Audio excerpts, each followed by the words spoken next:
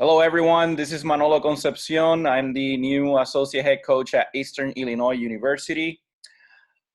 We've been doing this project of Volley Junkies since the crisis started back in March, trying to get some people, some hope and happiness aside from, all that is going on around us. Keep the conversation about our game going and of course, trying to continue to grow the game. We have been just inviting people from all around the world, from different volleyball communities to learn from their backgrounds and experiences. Today, I have, nevertheless, Chris Tamas, who is the head volleyball coach at University of Illinois. Hi, Chris. How are you? I'm doing well, Manolo. How are you? Thanks for having me on. I'm doing well. I'm doing well as well. Thank you so much for joining us today. How is this process going for you and your program? What's going on? It's interesting, as everyone knows. I think the big thing that we tried to do once this broke out is just put everything in the context and just making sure that everyone knew we're still, even though we're shut down, even though we weren't allowed to be in the gym, we still wanted to have perspective. And I think that perspective is we're still doing well. We went back home to our families that love us, and we still kept in contact with them. And I know it's not the same as being in the gym, but from a health standpoint, as long as we're healthy, I think we're in good shape and just doing our part. So we just wanted to make sure we made that point clear to them, and just took it as a chance to maybe work on some other things that we don't always have time for. Because normally during this time, we'd be out recruiting, we'd be away from our teams, away from our families. And I think it provided some opportunity to get in more personal with some of the players, or just to be a better collective team during this time. Of course, and even, through these difficult times, it has been a blessing in disguise for people to, like you said, to get back to their families and maybe reconnect, to what's important to all of us. And, hopefully we'll be back better than ever. And again, I'm grateful for you, for the ones that don't know, actually, Eastern Illinois and University of Illinois is like 45 minutes away. So I'm blessed to have such a good head coach, so close to our university. And, I've been very curious about your project there. But I want to start with you as a player at Pacific. Can you tell me a little bit about that? I played everything growing up, and I went to a really small high school. I graduated with 18 people in my high school. Laguna Blanca High School in Santa Barbara. And I came to volleyball out of necessity. They needed 2 more people to have 6 people on the team. So in the back row, I sat. In the front row, in rotation 1, I played outside. Rotation 2, I played middle. Rotation 3, I played right side. And then the back row, I sat. So I was able to have a good volleyball experience there. That led to an opportunity to play at the University of the Pacific. And enjoyed my time there. We got as high, I think, as number 4 in the country by my senior year. And then MPSF is a tough battle to get through in terms of a conference. So we didn't make it past the first round of MPSF, but that led to a career on the national team for about 3 or 4 years. And then I played professional for 6 years, each year in a different country. If I remember in order here, it was Holland was my first year. In Doetinchem, in the east side of Holland. My second year was in the Azores in Portugal. I didn't know the Azores existed before I had a contract there. And I consider myself pretty good at geography, so take that for what that is. My third year was just outside of Madrid in Spain. My fourth, I was in Turkey, in Ereğli, up in the northern part of Turkey. My fifth year, I played in Cyprus and Paphos. In my 6th year, I was in Tampere, Finland. And so I was able to have a nice playing career. But in the meantime, in between maybe transitioning into my coaching career, when I was off the national team, but I was still playing pro, I started coaching a lot of gold medal squared clinics. And I probably did about 8 or 9 of those each summer for about 3 or 4 summers. And got involved with them and enjoyed coaching. I always coached camps before that. and other clinics around the country. And then I got my first offer at UC Riverside to coach under Ron Larson, who was the assistant coach when I played for the national team. So UC Riverside was my first job. There for 2 years, Minnesota for 2 years, Cal Poly San Luis Obispo for 2 years, Nebraska for 2 years, and now into my 4th year here at Illinois.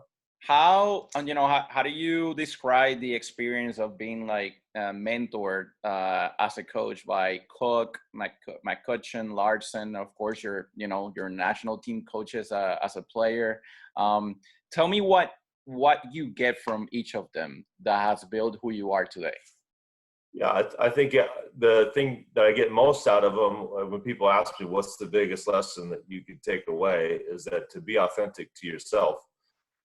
Each one of them was different or is different in how they saw the game and maybe how they went about their daily operation.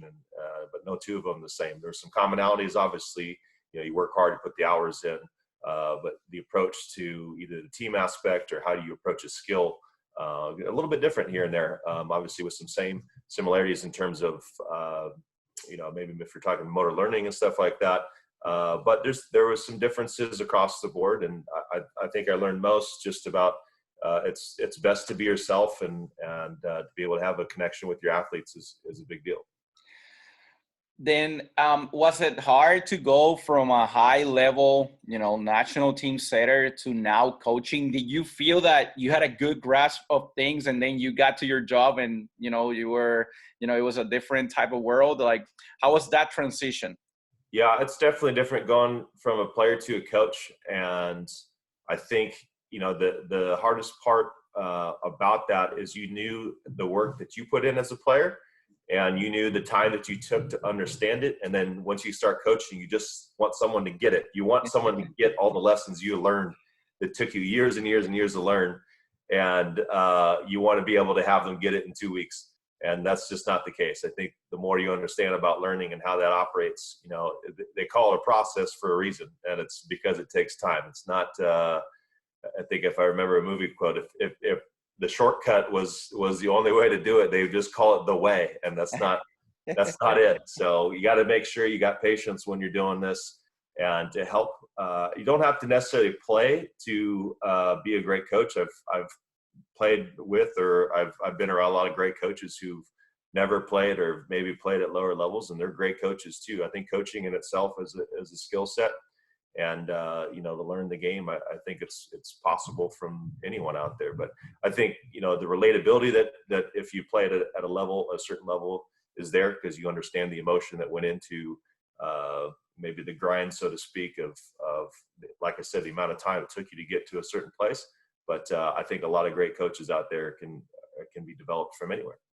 What are the biggest lessons you have learned from a setter's perspective that you did not know when you were actually a setter? What are things that maybe are like, okay, this is the why of what I was doing before, but now I understand the process about it? Good question.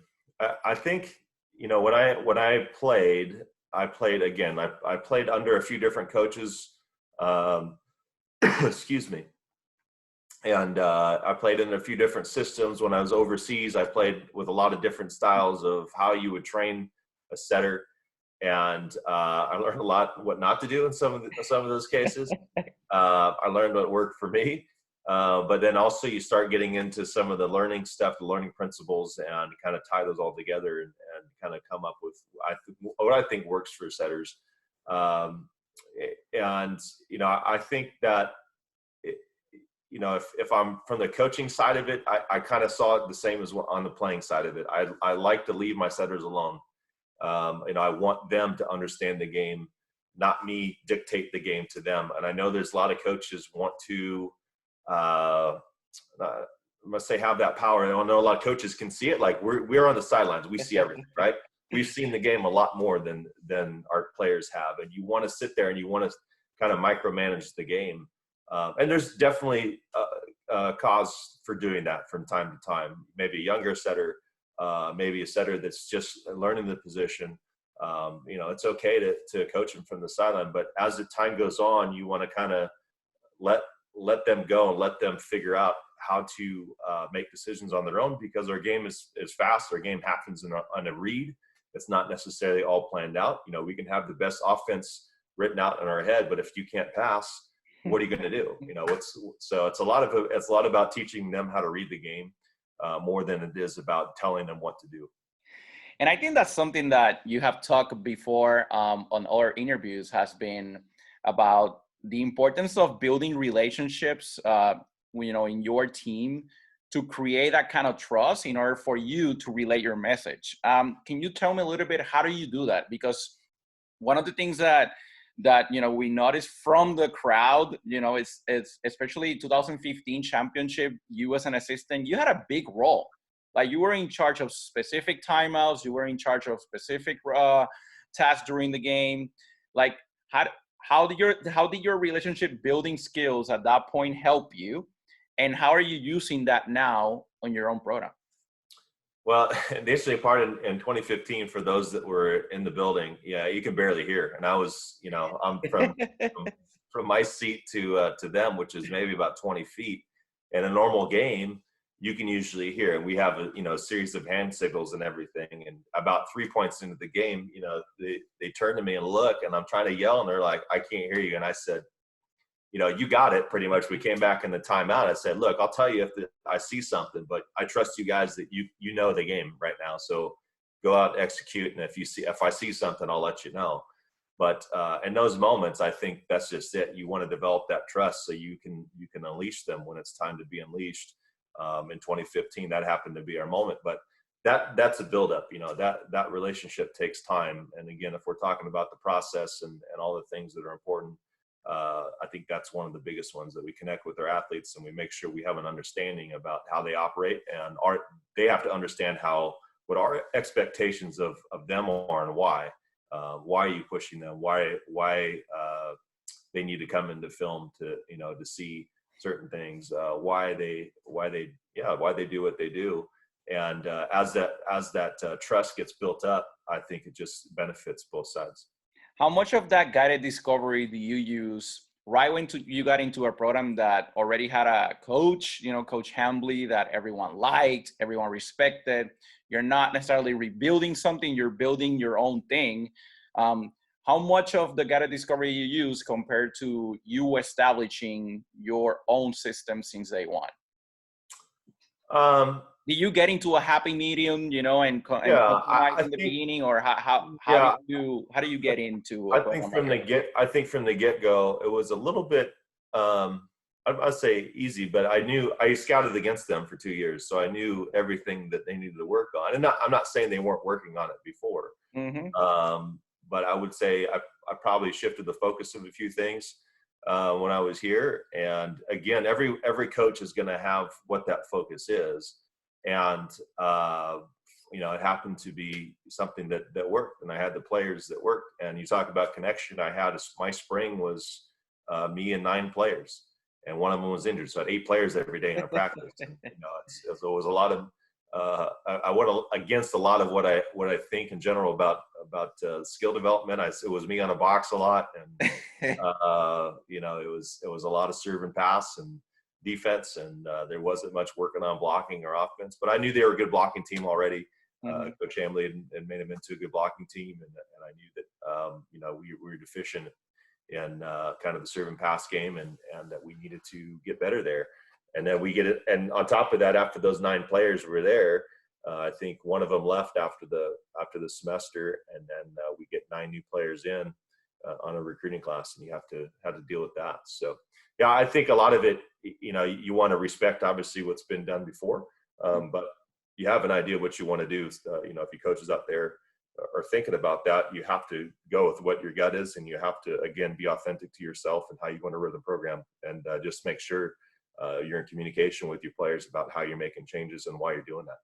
Your balance between block versus random training varies per year? Has it gone, of course, more towards random now that you have your own thing going on, or can you tell me a little bit about how you choose that, and depends on what?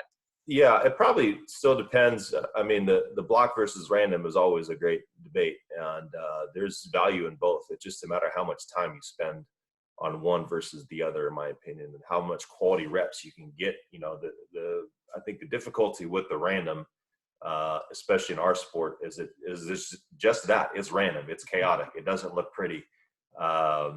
But you know, if our game is based on one giant read, we need to put them in those situations more. So we kind of do what I call a lot of block random training, which is we have a situation, or maybe there's 2 or 3 situations that we're working on in any given drill. So there's some control aspect to it. But once the play goes, you know, it's based on making a couple of key reads and making sure we're doing that. But the younger the team is, or maybe the more at a skill, and I'm thinking freshmen that come into the program, or maybe if you're taking a player that hasn't been developed before, yeah, the block reps for sure help. But once they understand the block rep and they're pretty good at that block rep, I think the quicker you move them into the random, the better off they're going to end up being. Coach, as a team, what are the skills or skill that you feel that your team needs to spend the most time in the cognitive and associative stage? Like, in accordance to what you have seen so far, okay, this skill takes more time to develop, and you spend more time in that stage. Like, what do you think? I think the passing is really tough at our level. We try to spend a lot of time passing if we can. The setters are taking sets off the live passes as much as possible. Again, this is me as a former setter as well.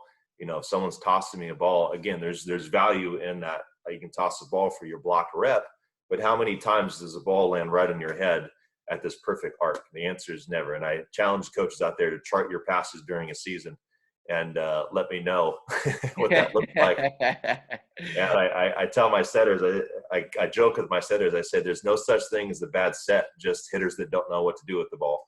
So we got ownership on a lot of ends in our program. But I think passing is for sure one of the tougher things to get. Defense, you know, just based on the way the speed of the game moves as well, gets really tough to just inject someone in there. Maybe a floor defender a little bit easier than a blocker. But they're seeing, you know, a whole new level. Everything jumps up, the speed jumps up. They might see, you know, 3 different systems they've never seen before. So I think, you know, once they start recognizing those patterns, the better off they'll be. But it takes some time to get used to those couple of areas. And one of the things that I have noticed, you know, in film throughout the years, you know, you there, Coach, is that you design your system in accordance to that specific year. You know, you're not tied to a specific, you know, timing. I think that it depends a lot of what I can see from scouting your video, you know, depends on your roster, you know, and depends of the quality and, you know, and the type of identity that your team has. And, you know, and when I see this film right here of these players, I can see, you know, a setter being trained to go 45 degrees all the time, keeping a tempo that is flat, antenna height. But I can also see hitters going here, you know, and shortening their steps, you know, maybe doing 4 steps, but they're closer for that quick tempo that you're wanting to run in, even out of system or at least in medium passes or exclamation type of passes. I can see that type of tempo going on, especially to the outside. Yep. How long did it take you to develop such a pace, and how much time do you spend training that, Coach? Yeah. So, you know, I always say speed kills, but it can also kill you. So you have to be really careful about when you're messing with a faster tempo to make sure that everyone is okay with making the proper adjustments to do it. And like you mentioned, you know, we have shorter approaches. You know, you see a lot of management going on from our players. And this is, you know, we went from Jordan Poulter, you know, who's now on the national team, to a freshman setter. And, you know, that was a process in itself too. And again, just kind of making sure that everyone understood the principles of running faster. To answer your question, we didn't do much of this at all in 2017. My first year, it kind of developed as we went along, and as the weeks went on, if we had a better grasp of speed, then we might run speed against a certain team. And then as you see it happen in the game, then you can start unleashing it more. If we weren't good at unleashing it in a game or under a pressure situation, then I would be a little less, you know, a little more hesitant, I guess, to unleash it. as we went forward. But, it takes, again, we kind of committed to it just because we had the personnel. I didn't have players that were touching, 10-6 or whatever. We had players that were a little bit in our league. I know we're still a taller team, but in terms of their jump touches, we're all pretty, around the 10-foot mark, which is, I know a lot of teams out there would love to have, but we were about average for our conference. And so we had to make sure we did something that separated us, and speed was one of those things that I felt could separate us. And we had the passing to do it, and we had the setters to do it, and then of course we had the attackers to do it. But I think when you're looking at speed, you want to look at the passing and look at the setting first before you commit to doing that. And another thing that I like, Coach, is that you, there specifically, with some hitters, you're keeping them inside of the court and teaching them to go high into the block. Like, instead of going around, there's a lot of game there. Like, so not just you're building a deadly offensive system where you have them playing fast, but when they're out of system, you seem to want them to battle the block. You're not trying to go like around the block much, but battle against that block and get the opponent adjusted in that matter, keeping that ball inside for them to have a high level of range and different sort of shots. Yeah, we want to force teams to play pretty much, and there's different ways of doing that. Obviously, you'll see it in some shot management. If the set's not there, you'll see some tips happening. We want to stay away from the tips just because I think it's a lot easier to control if there's a good team that's a good floor defensive team. If we can take some big swings, if we got big arms, which I think we did, then we want to force teams to kind of react to that. You'll see as you're scrolling through films, there's some nice touches that looks like our Utah match, where Utah's making some nice touches and recoveries, but then you'll see some scramble plays that happen and still keeps the rally in our favor. And that's usually what I look at when I'm looking at film of, if we're not scoring, how many of these rallies are staying in our favor, where we at least have a shot to come back and keep running in-system offenses, especially like I mentioned, if we're going fast, it gets tough to stop. So if we were capable of doing that, we want to make sure we keep the rally in our favor. And I think just being aggressive and going after the block is a good way of doing that. When you build kind of like a Mary type of system to earn their spot in your team, are you also measuring this, but aside from numbers, like the quality of the shot? So, is she making good decisions and putting the opponent in difficult situations when she cannot put it away, even if she has a similar hitting percentage than the other player, Coach? Yes. So a lot of it for me is the eye test. And just, we talk a lot about it's something that's just preached in our program. If you're not going to make a kill, what are you doing to, put the opponent back on their heels? And that is part of the merit system. I wouldn't say we have necessarily a stat for that, but every now and then I'll go through and I'll just put a plus or a minus next to a swing. If it's plus and it keeps it in our, that wasn't a kill, but it kept us in a advantage on the rally, then that player gets the plus. And so I think it's a very valuable stat. If you watch a lot of men's international volleyball, which I still watch a bit of, or women's international volleyball, you'll see a lot of the same. It's people taking swings, managing swings, and the ones who are really good, the great players out there are really good about if they're not scoring, they're giving their teams a chance to score. Coach, another thing that I noticed is that, of course, you establish yourself in the middle mostly, but you're also paying attention to power versus depth. So I see you a little deeper here against a team like Wisconsin in the middle of the court. Is this based on that? Is this based on the power of your opponent, or are you pretty set into how far you want that middle back? Yeah, it probably depends more on if they're in system or out of system. If they're further out of system, obviously, if they're more out of system, we have more of a chance to close the block and take away that space. If they're in system or a team plays fast, or maybe we're not paying attention to, we might pay more attention to the outside and not the middle behind, or some position. We might keep our middle up a little bit more just because there might be more space that the opposing hitter can hit. So yeah, it really is dependent on either situation or on opponent. And it could vary by match, but usually, like you mentioned, a lot of it is a step deeper. I found that even if there's a good example going the other way, even if you are standing middle and a ball hits you really hard, it gets tougher to make that dig. And I put a little more ownership on our blockers to try to get touches on that ball than to just be Swiss cheese and just let everything go through. So we need to be really good with our hands at the top of our block and making sure we're trying to slow down as much as we can. How much do you talk and coach reading and eye sequence on your practices, coach, especially for your blockers? Oh, a lot. I think it's probably, again, one of the tougher things to learn, especially with the speed of our game.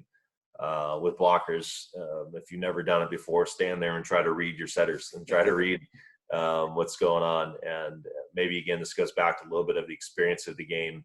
I played back when Brazil had Ricardo and Giba, and it's just like, man, that Yap and the Go is coming over pretty fast, and you got a bit coming out just as fast. And so, yeah, we put a lot of ownership on it. We try to watch a bunch of film. Middles in practice, there may be a little less practice on the floor, because I think there's a limited number of things that the middles can do during a practice. To have them take an extra 50 jumps and wear them out may not be the best route. It might be an extra 50 reps on the film that's going to make them better. So I think I think reading, especially when it comes to blocking, is one of the tougher things, just as, like I said, serve, receive, and just the speed of the game and the height at which it comes, and how your eyes can play tricks on you. And I think it's a big deal. So we spend a bit of time. We do a lot of ball setter, ball hitter. I know a lot of coaches out there know that phrase, but we spend a lot of time on eye work. Coach, we come from a generation when we played that we kept our hands up most of the time as blockers, and it was deadly to put our hands down, and when we were prepared on base. Why hands down now? What has changed in the game? What do we know now that we didn't know before, Coach? Yeah, I think we know now it's just as fast to have your hands down, if not faster, because we're maybe a little bit more relaxed and we're able to take your first step a little bit more efficiently than to have them up here and then having to drop to go. You'll see the same sequence. So we're not necessarily always our hands maybe straight down, but we're somewhere kind of just in mid-range, pretty relaxed, ready to make a move. So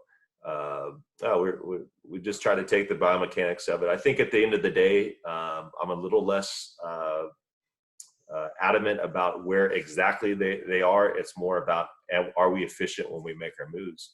And you'll see this more with passers than you will with blockers, and you might see some fun stuff with certain passers. But as long as you can make those efficient moves, or maybe even with setters, you might see a few different hand positions. I'm not adamant like they don't have to be right here every time. I got some setters who are really good up here. I know some setters who are really good down here. So I think that's when you have to give your players some freedom to explore and just know what kind of efficiency that you're looking at when you're looking at it. In the block, are you basing your blocking formation on scouting, or you are 100% a reading type of team, Coach? It's a mixture of both. There's certain situations. Again, I'd say we're a situational blocking team. If we're out of system, obviously we're in a read, and we're just ready to make a good move one way or the other. If we're in system, it can get it just really depends. It's some teams that you're going to play are going to present numbers where it totally makes sense just to stack two players over on the outside, or maybe you're going to commit with the middle, or you're going to go two players to your left. And other situations, it's if everything's spread, it might just be, hey, you're going to read a little bit more, and you can be good with that. In other situations, your setter might give you all the tells. And so what can we pick up from our opponent that's going to give us that advantage? Because largely we're a sport of execution, and we need to it's not like we have 90 plays that we're looking at. We usually only have 4 plays, and there might be one X every now and then. So it's something that we just have to be really, really good about, making those reads and knowing those situations we can maybe have some variance in. Coach, bear with me with my drawing Sure. skills. They're not advanced. I'm in very cognitive stage. Sure. But the objective is this. I think that you have developed an, sort of a big but in between positions type of situation in the back row that in women's volleyball is not seen much, especially the speed of the ball that you're setting. Um, Talk to me a little bit about your perspective on that. Why are you insisting so much in that ball? Because it puts a lot of pressure on the opponent. Yeah, well, and this is maybe more specific just to our player. If you're talking about designing systems for your team, you're talking about Jacqueline Quaid coming out of the back row. And I think it was something, this even goes back to my time in Nebraska. I wanted to use the back row more. And John was adamant about not, just because of the numbers of it. And I said, well, I understand the number of it, but how are you going to know unless you work on it? It's going to go back and forth. Again, what do you spend your time on if you're coaching? I love that quote. How are you going to know if you don't work on it? Yes. Yes. Yes. But you could also be working on something else. The back row attack isn't something that again happened overnight for us. It was something that we started in 2017. As we got into preseason in 2018, we just realized we needed something else coming out of the middle of the court. I'm a fan of keeping things spread, and especially with speed. We want to force teams to be really good at try to stop speed. And so, were you the same as a player? What's that? With speed? Do you kept your offense spread out as well as a player? Yep. Okay. I think so. And obviously there's cases for running inside routes and, to create movement. Again, it might be looking where you're looking at your opponents. But I think and especially with men's volleyball, there's not a lot of scheming going on. It's a lot of we're sitting there reading, and it's about making good moves, good execution. You see a lot of help blocking with that. You're seeing in the women's game too, a lot of good players are coming back in that are helping. So you want to keep them spread out. You don't want them helping necessarily in the middle. And so we knew if we could spread stuff at the pin, at least, going back to the last 3 years, we can develop something more in the middle, then we'd be in good shape. And so the BIC kind of just came out of necessity. And then since we were running fast, the question was, how fast can we run it? And we had Jacqueline Quaid, who was really good in our last 2 steps and could get to a spot really fast, worked really hard in between the rallies, could do it. And so that's how we developed it, and ended up being something that really worked well for us. And that, even then, like I said, we started it in 2018, and it probably took us to the second half of 2018 to really get a lot better at it. So it wasn't like we were good at it for a long time. It was, we kept working, and then all of a sudden one day it kind of clicked, and again, it has to click under pressure. It can look great in practice. It can look great off of a free. Someone tosses you a free ball and you can run it off a free ball, but that goes back to the randomness, and of course with the randomness, do it under pressure, do it on a big stage. And once we started connecting on that under big stage, we kind of rolled with it. So. The higher the speed of your offense, Coach, are you emphasizing more on technique and precision and location of that shot? Over power. What are your thoughts on that? Like, how do you balance one thing with the other? Again, I think that just takes experience and knowing what you're looking at, maybe knowing who you're playing against. Some matches we play, we know if we play a team that's better in floor defense, I maybe don't want to give up the shot very easily. I want to be a little bit more with our power. And teams that maybe aren't as good on the floor defensive side, I'm going to say, hey, this is your match. You're going to be game manager. If you need something, if you got a swing, you like it, great, take it. If you don't, you got to do something with it. And if you're going to do something with it, then, put them on the floor, make them scramble and transition. So again, it probably goes back to really, how do we play certain teams? What's their strengths and weaknesses? What are our strengths and weaknesses? And you just kind of manage through that. Can you take me a little bit to how a video session would look like with you? Like, let's say that you're meeting with, a player and talking about a specific skill. Like, how long would it last? Around how much? And then, how do you implement guided discovery in those type of meetings? Well, a lot of our video is, if you're talking about for our own personal video, or if we're looking at opponents? When you're looking at yourself, when you're looking at practice, when you're looking at your own matches, your own team. Yeah, I try to condense information as much as possible. I don't think you want to give them too much. We allow them. They have the capability of going on volumetrics themselves and looking at themselves. But so we try to just give them the few key points they need to work on, not try to give them everything they need to work on. You know, what's the thing that's going to help them the most this coming week? Or if there's a bigger picture item, we might show something right before practice, and then step on the floor after that. So, hey, we want to take a look at this. This is what we're working on today. Show them, 5 to 10 clips of what we want to do, and then we go out there and work on it.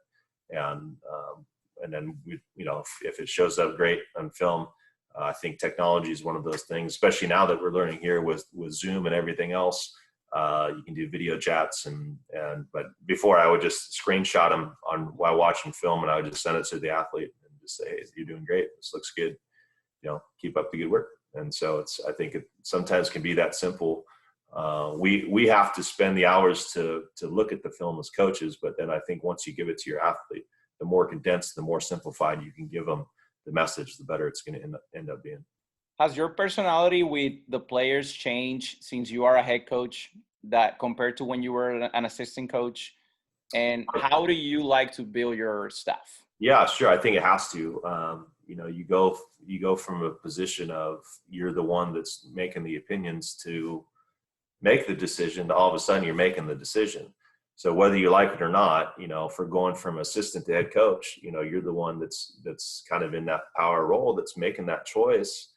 And the player or the people around you might see it differently because they know you're going to make the ultimate decision. So that relationship can be harder to build trust with your players, especially if your player's not receiving play time, or if they have a game that maybe is not so good, they shy away from the conversation at the end of the game. But I think that's just where you have to be intentional about how you have those conversations, making sure you do follow-ups, and making sure you're being honest with your athletes. And then as far as creating a staff, I think kind of the same thing. You need to have a staff that's relatable to your players, maybe picks up on some of the weaknesses that you may have as a coach, and making sure that they're also able to connect with your athletes, and amongst the other things we have to do.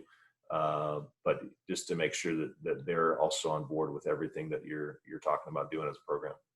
Is the staff part of of your goals of building a culture, and at what point did Alaini, that you had a winning culture, coach?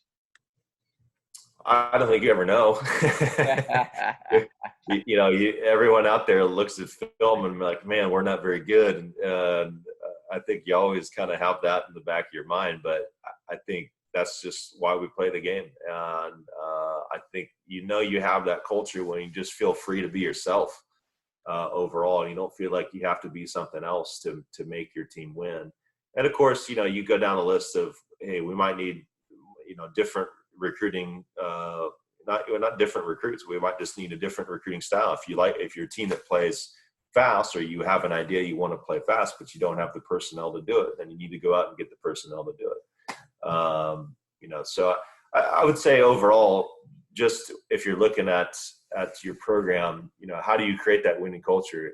Sometimes you have to define what winning means. We're not, all of us are going to go through this and have a winning record. I was on a podcast the other night, and I said the first, I don't know, however many years of my career, I was probably 50, and I think I came up with about on a guess about, I was 50 and 120 was my record as assistant coach.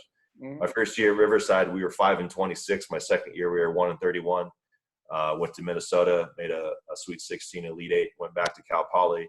We were in a rebuild or reinvention year, and we were 10-20 and 15 and 15 the next year. So before I got into Nebraska, my winning and losing record weren't great. How do you define winning? I think is a big deal.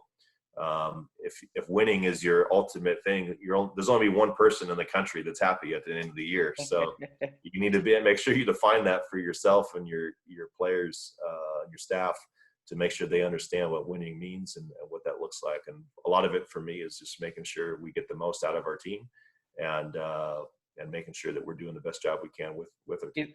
is there, what game or play keeps you awake at night at times, Coach? Is there a play that you go back that you wish that you will have called something different, or if there's a game that haunts you? I'd say the ones that would get me in the past were, again, did we play our best? And if we didn't play if I thought was our best, then you kind of go back and wonder why. And there's lots of good teams out there. So I'd say from a tactical standpoint, if it was something I didn't see from a tactical standpoint, I would take, that's when it would bother me.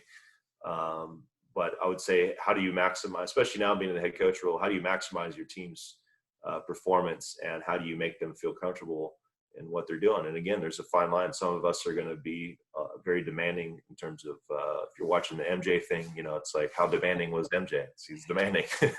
Crazy, right? By the way. Crazy, yeah.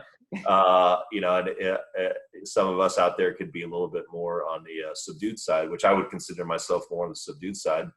And, how do you maximize that if you're not a yeller and a screamer? Well, it's, you put challenges up. You make sure you probably have to communicate a little bit more about what your wishes are. You try to get your athletes to see a little bit more, why you are the way you are. So, yeah, I think it's, again, different approaches, and you got to do what makes sense to you.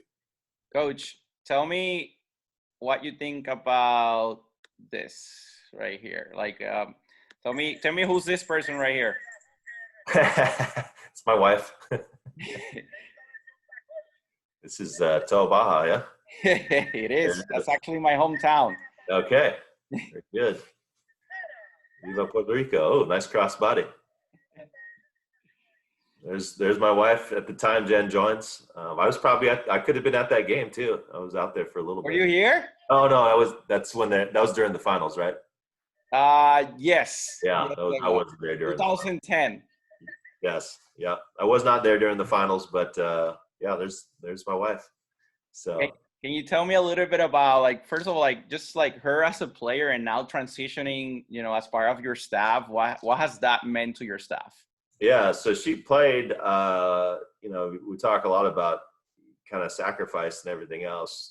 That was our sacrifice, was time away from each other. We got married in 2009. She continued on to try to make her second Olympics. She was in 2008 Olympics.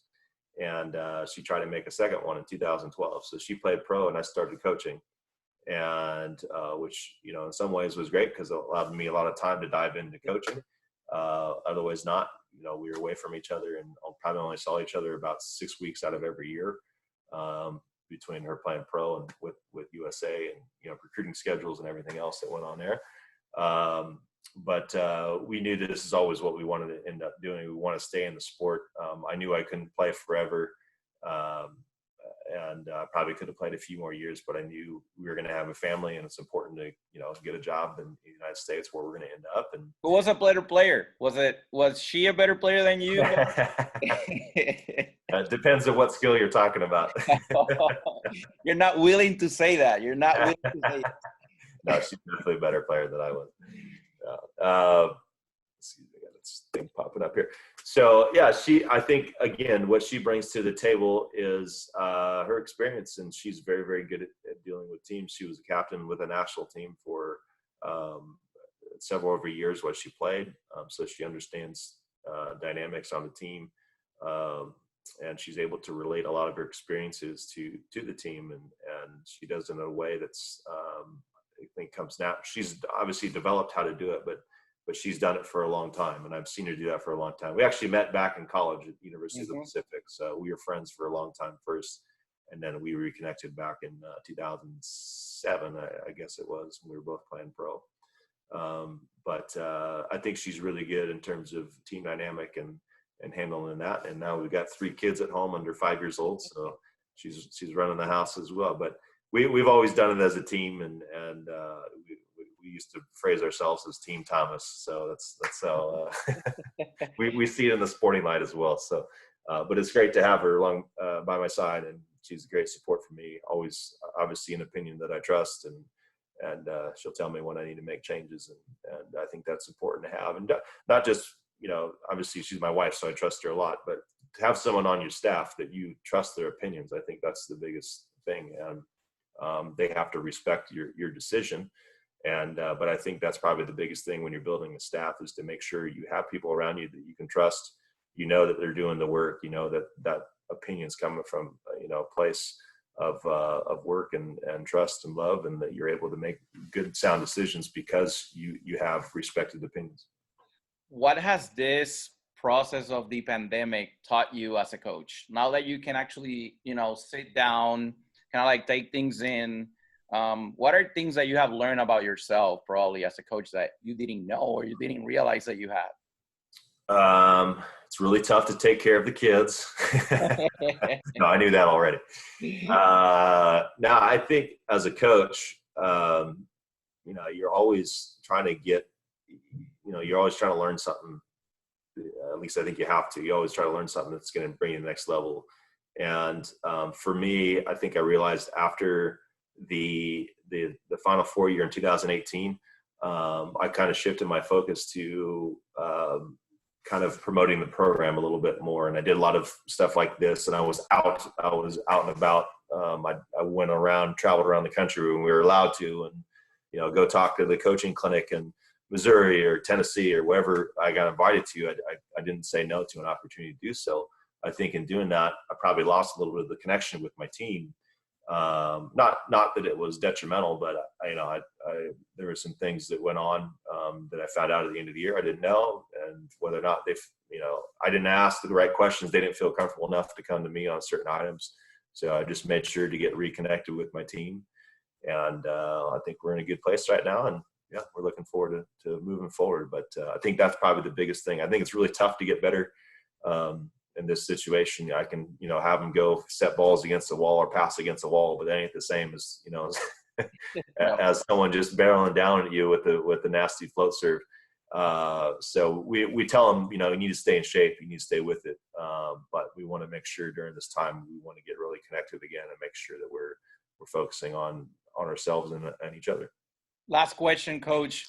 How do you deal with the mental strength of your athletes now, especially in a situation like this? That how do you keep them sane, basically in a problem that we haven't found a solution for yet? I think it just comes on your perspective of where you come from. Just how you personally are dealing with it. And the perspective that you're maybe telling them about, a lot of them, this is the worst thing they've ever been through. They haven't had anything. There's been no major world event. I think a lot of them, when they were born, it was 9/11. I remember that. I was in college when that happened. I think that they don't have perspective on what it's like to have the world kind of close in on them a little bit. None of us do. And this is, this situation where it's affecting the whole world. I was, I don't know if unfortunate, however you want to call it. I was raised, my grandparents were, immigrants from Lithuania, and they fled World War II. They were in refugee camps. So I got, that story growing up, and I just say, hey, look, we're still in a place that, we're playing for a university that takes care of you. We're doing our best to figure stuff out.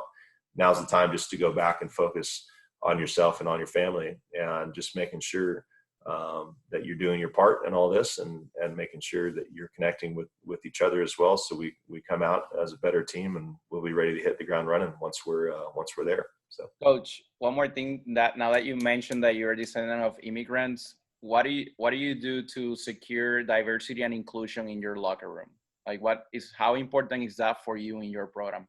Yeah, it's a good question. I think, diversity inclusion is a big deal.